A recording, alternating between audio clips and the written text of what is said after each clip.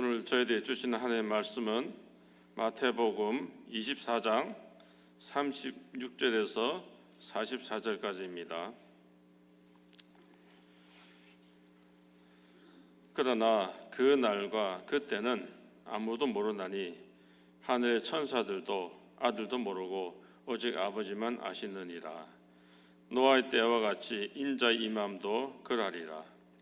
홍수 전에 노아가 방주에 들어가던 날까지 사람들이 먹고 마시고 장가들고 시집가고 있으면서 홍수가 나서 그들을 다 멸하기까지 깨닫지 못하였으니 인자의 임함도 이와 같으리라. 그때에 두 사람이 밭에 있음에 한 사람은 데려가고 한 사람은 버려둠을 당할 것이요, 두 여자가 맷돌질하고 있음에 한 사람은 데려가고 한 사람은 버려둠을 당할 것이니라. 그러므로 깨어있으라. 어느 날에 너희 주가 임할는지 너희가 알지 못함이니라. 너희도 아는 바니 만일 집주인이 도둑이 어느 시각에 올 줄을 알았더라면 깨어있어 그 집을 뚫지 못하게 하였으리라.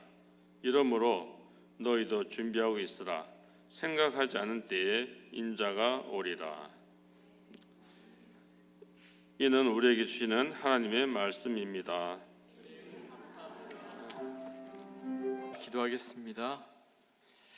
우리의 영원한 왕으로 이 땅에 임하시고 우리의 참 소망의 주로 이 땅 가운데 임하시는 주님, 이 시간 우리가 주님 앞에 나왔습니다.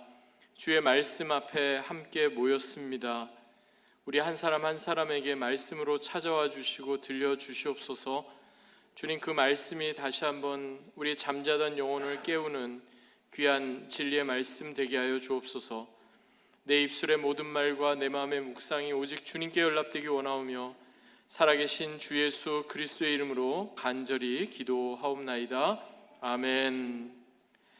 복된 주일입니다. 대강절 첫째 주일, 귀한 예배의 자리에 함께하신 여러분과 여러분의 가정에 하나님의 크신 은혜와 평강이 충만하게 임하시기를 주 예수 그리스도의 이름으로 간절히 축원드립니다. 본문을 중심으로 인자의 임함도 그러하리라, 인자의 임함도 그러하리라는 제목으로 함께 하나님 말씀 나누겠습니다. 우리가 사는 세상은요, 뭔가 이렇게 자꾸 구분 짓고 내 편 또 다른 편 이렇게 나누는 거가 익숙해진 그런 세상입니다. 굳이 이것을 어떤 차별이라는 말로 표현하지 않더라도 남녀 분명히 구별이 되고요, 어린이와 어른, 가진 자와 가지지 못한 자, 심지어는 우리가 살고 있는 이곳 미국에서는 내국인, 외국인, 영어를 모국어로 쓰는 사람, 영어가 제2외국어인 사람, 이렇게 구분이 되어 있죠. 여러분은 만약에 사람을 둘로 이렇게 나뉜다면 여러분은 어떻게 구분하시겠습니까? 나 그리고 내가 아닌 모두 이렇게 구분하시겠습니까? 성 어거스틴이라고 초대 교부 가운데 유명한 분이죠. 그분이 이렇게 이야기했어요. 이 세상은 두 부류로 구분할 수 있는데, 첫 번째는 아모르 수이, 그리고 두 번째는 아모르 데이로 구분된다, 이렇게 이야기했습니다. 라틴어로 아모르 수이라고 말하면은 셀프 러브 이런 뜻입니다. 그러니까 모든 것이 삶의 중심이 자기 자신에게 있는 겁니다. 자기 자신만을 위해서 사는 거죠. 대부분의 사람들이 그렇습니다. 나는 이기적이야 라고 말하지 않더라도 거의 대부분의 사람들은 신앙의 유무를 떠나서 다 이기적입니다. 두 번째 말씀드린 아모르 데이는 God's love, 즉 모든 것의 중심을 하나님께 두고 하나님을 사랑하는 것에 삶의 우선 목적을 두는 그런 사람입니다. 사실 우리가 이것을 말하는 것은 쉽지만 하나님을 사랑한다는 것, 그거 정말 어렵습니다. 왜냐하면 나를 사랑하는 셀프 러브가 항상 하나님을 사랑하는 것보다 더 앞서기 때문에 그렇습니다. 그런데 여러분, 그 사람이 아모르 수이가 되었든 아모르 데이가 되었든, 그 사람이 이기적으로 똘똘 뭉쳐서 자기 자신만을 위해서 살았던 사람이든 헌신적으로 하나님을 위해 또 이웃을 위해 귀한 믿음의 삶을 살았던 사람이든 상관없이 분명한 사실은 결국 죽음을 맞이하고 결국 종말을 맞이하게 된다는 사실입니다. 우리 가운데 예배의 자리에 나와서 지금 함께 예배를 드리고 같은 시간 같은 공간 안에 있고 또 비슷한 일을 하더라도 궁극적으로 우리는 다 그 종말을 맞이하게 됩니다. 특별히 오늘 이제 대림절 첫 번째 주일인데요. 우리 보통 애드벤트라고 이야기하고 대림절이라고 이야기하면 예수님의 오심, 예수님의 탄생에 대해서 우리는 많이 이렇게 생각을 하는데, 사실 애드벤트에는 두 가지 의미가 있습니다. 2000년 전에 예수님께서 연약한 어린 아기의 모습으로, 인간의 모습으로 이 땅에 오신 예수님의 첫 번째 커밍, first coming, 예수님의 초림에 대한 부분과 장차 예수님께서 능력과 심판의 주로 이 땅에 다시 오실 예수님의 재림에 대한 부분. 그래서 다분히 대림절은요 종말론적입니다. 이 땅에 살고 있지만 우리는 하늘에 잇대어 살아가는 사람들이고, 비록 우리는 연약하고 유한한 존재이지만 그럼에도 불구하고 우리가 영혼에 잇대어 살아가는 그런 존재들이기 때문에 그렇습니다. 오늘 그 내용을 좀 살펴보기 원하는데요. 오늘 대림절 첫 번째 주일에 그 렉셔너리 본문 말씀은 마태복음 24장 말씀입니다. 예수님께서 종말에 대해서 말씀하신 구절이 그렇게 많지 않은데요. 특별히 마태복음 24장과 마태복음 25장에는 예수님께서 장차 마지막 때 어떤 일이 일어날 것인지 종말에 대해서 아주 구체적으로 이렇게 말씀을 해주고 계십니다. 마치 계절이 지나서 그 다음 시즌이 도래하는 것처럼 종말도 우리 가운데 그렇게 임한다 하는 겁니다. 여러분, 사계절의 어떤 순서를 이야기한다면 여러분은 무엇부터 시작하십니까? 그렇죠. 봄, 여름, 가을, 겨울. 한국의 그룹 밴드 중에도 봄, 여름, 가을, 겨울이라고 있잖아요. 보통은 봄, 여름, 가을, 겨울, 영어에도 spring, summer, fall, winter 이런 식으로 하는 게 일반적입니다. 유대인들은 어떻게 계산할까요? 어떻게 사계절의 순서를 이야기할까요? 봄부터 이야기할까요? 아닙니다. 유대인들은요, 가을부터 이야기합니다. 가을, 겨울, 봄, 여름. 왜 그러냐면요, 유대인들이 생각하는, 특별히 성경에서 이야기하는 시간의 어떤 시퀀스가 오늘날 우리가 생각하는 시간의 어떤 순서와 조금 다르기 때문에 그렇습니다. 그 대표적인 예를, 우리는 하나님께서 천지를 창조하셨을 때 그 창조의 기사를 전해주는 창세기 1장, 창세기 2장에서도 발견하게 되는데, 하나님께서 6일 동안 천지 만물을 창조하시죠. 그리고 각각의 날이 끝날 때마다 어떻게 성경이 마무리가 됩니까? 저녁이 되고 아침이 되니 이는 첫째 날이라, 저녁이 되고 아침이 되니 이는 둘째 날이라, 그렇게 나오죠. 하루의 시작도요 아침부터 시작되잖아요, 우리는. 그래서 둥근 해가 떴습니다, 자리에서 일어나, 제일 먼저 이를 닫고 운니 아래 있다자, 저 어렸을 때 그런 노래도 부르고 그랬거든요. 하루의 시작이 아침부터 시작되는데 성경에서는 하루의 시작이 밤부터입니다. 저녁이 되고 아침이 되니.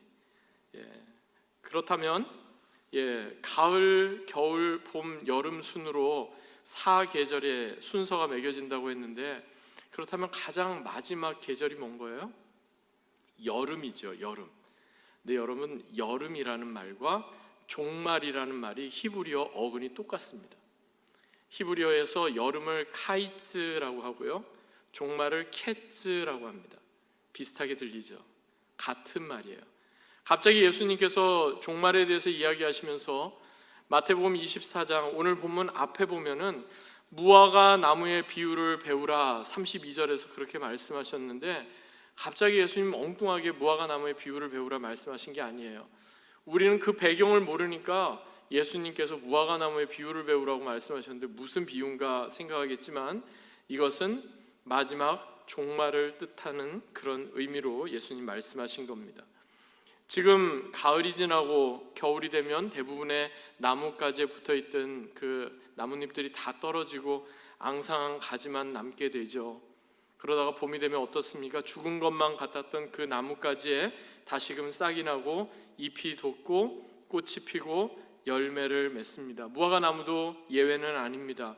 그런데 특이한 점은요, 다른 나무들은 봄이 시작될 때 싹이 트고 열매가 맺잖아요.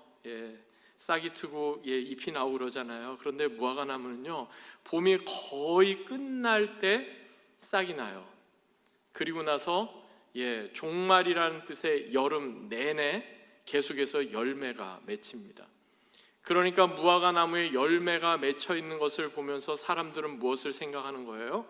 아, 이제 마지막 종말의 때가 가까이 왔구나. 예수님께서는 지금 그것을 말씀해 주고 계십니다. 그런데 분명한 것은요, 예수님께서 종말의 때가 가까이 왔다는 것을 무화과 나무의 비유를 배우라 하면서 말씀하셨는데, 구체적으로 그 날, 그 시간에 대해서는 함구하고 계십니다. 그래서 오늘 본문 36절에도 보니까, 그러나 그날과 그때는 아무도 모르나니 하늘의 천사들도 모르고 아들도 모르고 오직 아버지만 아신다. 예수님께서 그렇게 말씀하셨던 겁니다. 여러분, 이게 무슨 뜻일까요? 아무것도 모른다고 그러면 몰라도 된다는 그런 의미일까요? 아닙니다. 오늘 본문에서 계속 반복적으로 우리가 발견하게 되는 게 있어요. 뭐냐면은 아무도 모르나니 36절, 39절 깨닫지 못하였으니, 42절 너희가 알지 못함이니라. 뭐냐면 분명히 마지막 때 종말이 있을 것을 우리는 막연히 알지만 그것을 아무도 모른다, 깨닫지도 못한다, 우리가 알지 못한다 생각하다 보니까 계속 그것을 뒤로 미루게만 된다 하는 겁니다. 여러분, 우리 기독교 신앙에 있어서 중요한 역사의 4가지의 국면이 있어요. 우리 기독교 신앙은요, 불교에서 말하는 윤회처럼 착한 일을 하는 사람은 다시 사람으로 환생하고 이런 거 아닙니다, 여러분. 우리 기독교 신앙은 창조, 타락, 구속, 그리고 종말, 이 4가지의 국면을 통과하고 역사가 마지막을 맞게 됩니다. 그런데 이 중에 창조, 타락, 구속, 종말 가운데 몇 가지가 지금까지 이루어졌습니까? 지금까지 3가지가 다 성취됐어요. 하나님께서 천지 만물을 창조하셨죠. 그리고 인간의 죄로 인해 타락했죠. 그럼에도 불구하고 우리를 내버려 두지 않으시고 예수 그리스도를 통해 다시 한번 구속하셨습니다. 이제 마지막 한 가지 남은 거는 종말이 남아 있습니다. 예수님의 구속의 역사, 리뎀티브 히스토리라고 하는 예수님의 구속의 역사를 통해서도 우리는 이것을 비슷하게 발견하게 되는데, 우리 대림절, 예수님의 오심을 기뻐하는 데잖아요. 예수님의 탄생부터 예수님의 십자가의 죽음, 그리고 사흘 만에 예수님의 부활, 그리고 마지막 예수님의 다시 오심, 재림. 이 중에서도 탄생, 죽음, 부활 이 3가지는 이미 다 성경 가운데 성취가 되었습니다. 이제 한 가지 남은 게 있다면 예수님의 다시 오심입니다. 인자의 임함, 즉 재림, 페루시아, 그 하나만 이제 남겨두고 있는 것입니다. 그러니까 지금 예수님께서 오늘 이 말씀을 주시는 거는요, 오늘을 사는 우리가 어떻게 오늘을 살아가야 하고 어떻게 우리의 마지막을 준비해야 할지를 분명히 말씀하고 있는 거다, 우리가 그렇게 생각해 보면 되겠습니다. 여러분, 그런데 분명한 것은요, 성경에서 종말이라고 하면 사람들은 너무 중요하다는 건 아는데 하도 가짜로 종말론을 이야기하는 사람들이 많다 보니까 이제 종말 그러면 사람들은 안 듣고 싶어 해요. 시한부 종말론, 제가 대학교 다닐 때 1992년 10월 28일 예수님 재림한다고 그래가지고 어떤 사람들은 한 곳에 모여서 흰 옷 입고 막 그렇게 했어요. 그런데 일어나지 않았어요. 몇 번 그렇게 하다 보니까 종말이 분명히 있긴 하겠지만 우리의 당대 때는 없겠구나라고 생각하고, 더 큰 문제는 뭐냐면 우리가 하나님을 믿으면서도 종말을 제대로 준비하지 못한 상태에서 하나님을 믿게 된다는 겁니다. 그래서 오늘 이 부분을 좀 살펴보기 원하는데요, 한 3가지로 제가 좀 구분을 해봤습니다. 첫 번째로 성경에서 전하는 종말, 그리고 마지막이라고 이야기할 수 있는 예수님의 재림은 다분히 공개적이면서도 또한 가시적으로 일어난다 하는 사실입니다. 이사야서 13장에 보면 마지막 때의 모습을 이사야 선지자가 이렇게 말씀합니다. 보라, 여호와의 날 곧 잔혹히 분냄과 맹렬히 노하는 날이 이르러 땅을 황폐하게 하며 그 중에서 죄인들을 멸하리니 하늘의 별들과 별 무리가 그 빛을 내지 아니하며 해가 돋아도 어두우며 달이 그 빛을 비추지 아니할 것이로다. 이 말씀은 마치 해, 달, 별로 대표되는 어떤 우주의 대격변을 이야기하고 있는 것 같이 들리지만 사실 이것은 마지막 때를 이야기하고 있는 겁니다. 성경에서 욤 아도나이, 여호와의 날, 욤 엘로힘, 하나님의 날, 이렇게 표현하는 것은요, 다분한 어떤 시점이 아니라 마지막 종말의 때, 예수님의 재림과 심판의 때를 지칭하는 경우가 대부분입니다. 여러분, 예수님께서 2000년 전에 이 땅에 오셨을 때 예수님이 이 땅에 탄생하신 것을 알아봤던 사람이 몇 명이나 있었습니까? 극소수였죠. 손으로 꼽을 정도로 몇 명 없었습니다. 동방의 박사들, 그리고 베들레헴 들녘에서 양을 치던 목자들, 그 정도가 전부였습니다. 심지어는 그 당시에 선지자들이 있었고 예루살렘 성전 안에 제사장도 있었어요. 예수님께서 어디에서 탄생하실지, 성육신하실지 분명히 그 장소까지 알았어요. 베들레헴입니다. 에브라다입니다. 그런데 그들은 예수님 앞에 나아가지 못했어요. 왜냐하면 예수님은 공개적으로 모든 사람들이 다 알 수 있도록 그렇게 이 땅에 오신 것이 아니기 때문에 그렇습니다. 그런데 예수님의 다시 오심은, 예수님의 재림은 그렇지 않습니다. 예수님의 초림은 비밀리에 비공개적으로 오셨지만 예수님의 재림은 이 세상 모든 만물, 모든 사람들이 다 알 수 있는 방법으로 이 땅에 임하십니다. 그래서 요한계시록 1장 7절에 보니까 이렇게 말씀해요. 볼지어다 그가 구름을 타고 오시리라.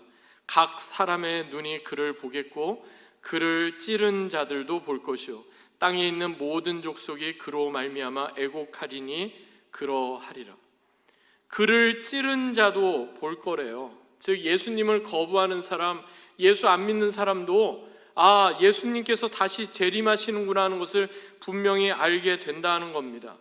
그래서요, 혹시 어떤 사람이 내가 이 세상에 재림한 재림주, 구세주다 이렇게 주장하고 내가 어떤 하나님의 신비한 비밀을 가졌다 이야기한다면 여러분 더 이상 들을 필요도 없어요. 그건 다 가짜입니다. 왜냐하면 예수님의 재림은 비밀리에 오는 게 아닙니다. 동방의 예수, 어떤 이단 사이비 종파의 교주 아닙니다.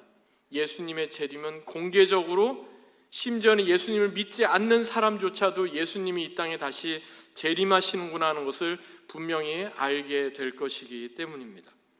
두 번째로, 성경에서 전하는 종말 그 마지막 최후의 순간까지도 많은 사람들은 그것을 전혀 인식하지 못하게 된다 하는 사실입니다. 분명 성경은 계속해서 말하죠. 여름 내내 무화과 나무에 열매가 맺히는 것처럼 이제 마지막 때다, 종말이다. 아무리 그렇게 사람들이 외쳐도 사람들은 그것을 전혀 인식하지 못한다는 사실입니다. 본문 37절부터 39절까지 말씀 보시겠습니다. 특별히 오늘 본문 37절부터 39절은요, 첫 번째 심판의 사건이었던 노아 시대의 대홍수가 일어나기 전에 어떤 일이 있었는지를 말씀하고 있는데 우리 같이 한번 읽어보겠습니다. 시작. 노아의 때와 같이 인자의 임함도 그러하리라. 홍수 전에 노아가 방주에 들어가던 날까지 사람들이 먹고 마시고 장가들고 시집가고 있으면서 홍수가 나서 그들을 다 멸하기까지 깨닫지 못하였으니 인자의 임함도 이와 같으리라. 마지막 멸망하는 그 마지막 순간까지도 깨닫지 못했다 하는 겁니다. 노아 시대 때도 그랬는데 예수님께서 다시 오시는 그때도 그러하다 하는 겁니다. 노아 시대에 많은 사람들이 있었는데 구원받은 사람은 몇 명이에요? 노아를 포함한 노아의 식구 8사람 뿐이었습니다. 오늘날 교회가 많고 크리스찬들이 많다고 하는데 정말 예수님께서 다시 오시는 그때 기쁨으로 주님 앞에 나아갈 수 있는 사람이 그렇게 많지 않다는 겁니다. 예수님 분명히 말씀하셨어요. 인자의 임함도 그와 같다라고 말입니다. 사실 노아 시대 때 그 누구도 물로 세상이 심판을 받을 것을 아무도 생각하지 못했습니다. 왜 그랬을까요? 그 당시에는 하늘에서 그렇게 큰 비가 내린 적이 없었어요. 아마 노아가 수십 년 동안 옆에서 그 잣나무라고 번역되어 있는 고페르 나무, 그걸로 계속해서 방주를 짓고 있을 때 사람들은 처음에 저 사람 집을 짓나 하다가 집이 아니네, 저건 뭘까? 저 사람 지금 배를 만들고 있네. 아마 다들 손가락질하고 비웃었을 거예요. 그러다 보니까 아무리 노아가 뭐라고 외쳐도 이제 곧 세상이 물로 심판을 받을 거다라고 외쳐도 한 번도 그런 경험을 해보지 못했기 때문에 그런 일은 일어나지 않을 거다라고 그들은 철떡같이 믿었을 거예요. 그런데 분명히 물로 하나님께서는 세상을 심판하셨어요. 홍수로 세상이 다 멸망하기까지 보니까 먹고 마시며 시집가고 장가 들었다 이렇게 말해요. 이게 무슨 말이냐면요, 그냥 그들은 전혀 문제의식이나 위기의식을 느끼지 못하고 그냥 일상에 집중하고 그냥 일상의 분주함 가운데 살았다는 거예요. 예수님께서 이 땅에 다시 재림하시는 그때도 마찬가지예요. 갑자기 막 하늘이 막 변하고 갑자기 막 천지개벽이 일어나서 야, 예수님 오시겠구나, 그게 아니라 너무나 우리가 일상의 분주함 가운데 비즈니스하고 자녀들 양육하고 라이드하고 도시락 싸고 계속 바쁘게 그렇게 지내는 중에 예수님이 이 땅에 딱 이렇게 임하시는 거예요. 이와 관련해서 사도 베드로도요, 베드로전서 3장 베드로후서 2장에서 이렇게 말씀합니다.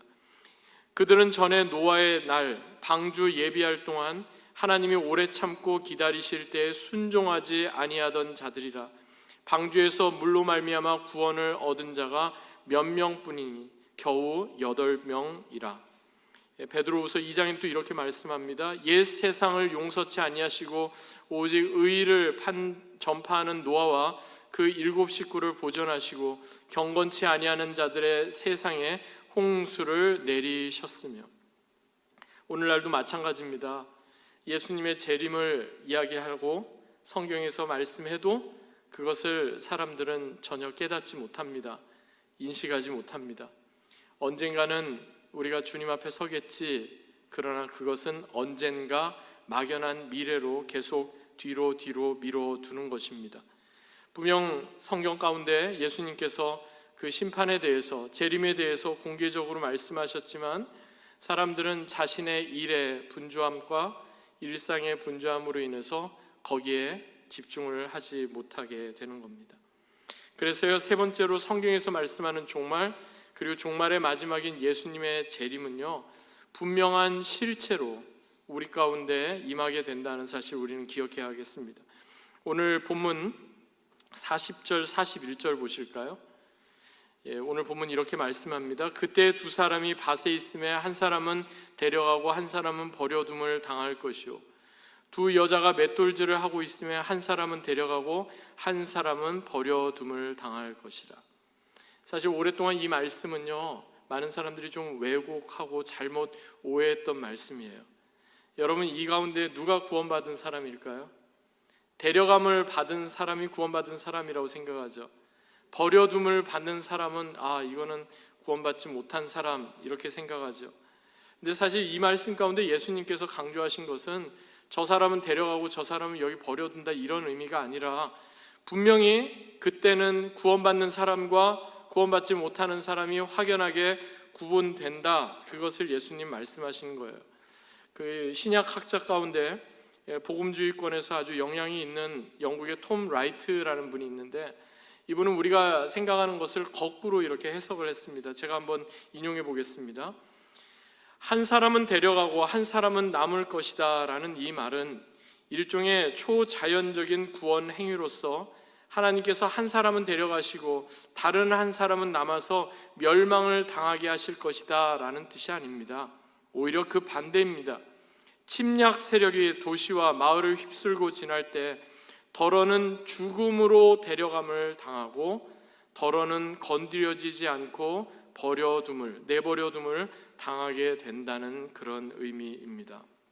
뭐냐면 똑같이 두 사람이 있다는 거예요. 똑같이 일상의 분주함과 비즈니스와 자녀 양육과 여러 가지 그러한 일들을 감당하고 있다는 거예요.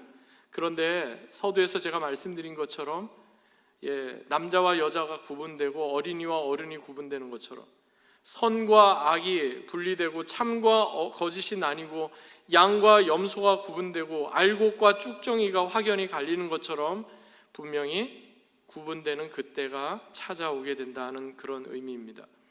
특이한 사실은 데려감을 당하다 또는 버려둠을 당하다, 이 말은요 모두 다 수동태고 현재형이에요. 내가 나를 데려가 주세요 해가지고 주님이 나를 데려가시고, 나는 그냥 내버려 두세요 해가지고 주님이 나를 내버려 두시는 게 아니다 하는 거예요. 성경학자들은 이것을 가리켜서요, 좀 어려운 말인데 prophetic presence 이렇게 이야기합니다. prophetic present, 무슨 말이냐면 예언적 현재라고 이렇게 표현을 했습니다. 분명 우리가 현재를 살고 있는데 이게 장차 일어날 것을 미리 반영하고 있다는 그런 뜻입니다. 앞으로의 종말을, 앞으로의 주님의 재림을 준비할 수 있는 그 시기는 바로 지금 현재밖에 없는 거예요. 오늘 우리에게 주어진 이 시간 가운데 우리는 주님의 오심을 준비하는 자가 되어야 한다는 겁니다.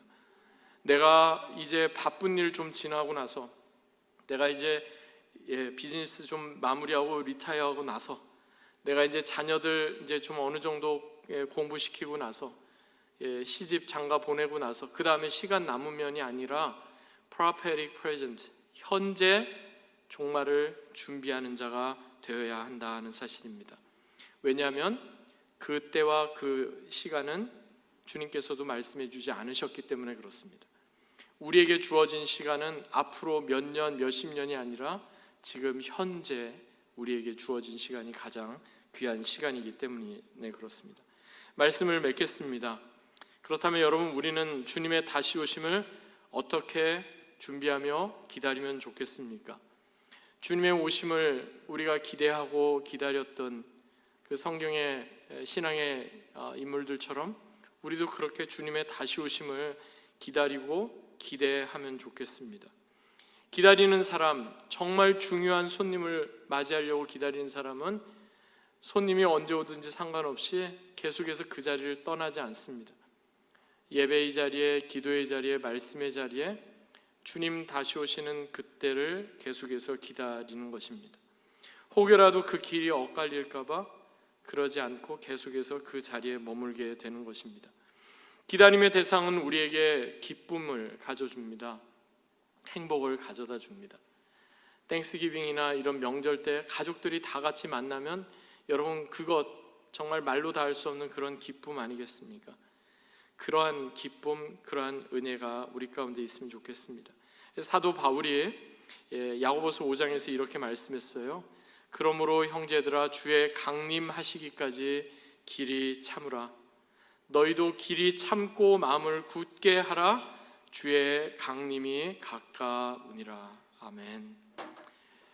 주님 다시 오시는 그날, 두려움과 염려와 걱정이 아니라 길이 참음으로, 기쁨과 감사함으로, 그리고 이 땅에서의 모든 수고가 이제 다 끝나고 주님께서 주시는 놀라운 구원이 완성되는 그 놀라운 은혜를 기대하는 저와 여러분 되면 좋겠습니다.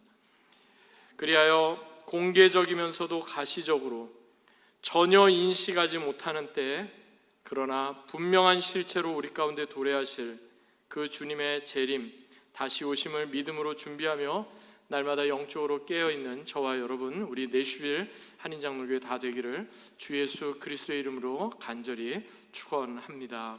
아멘.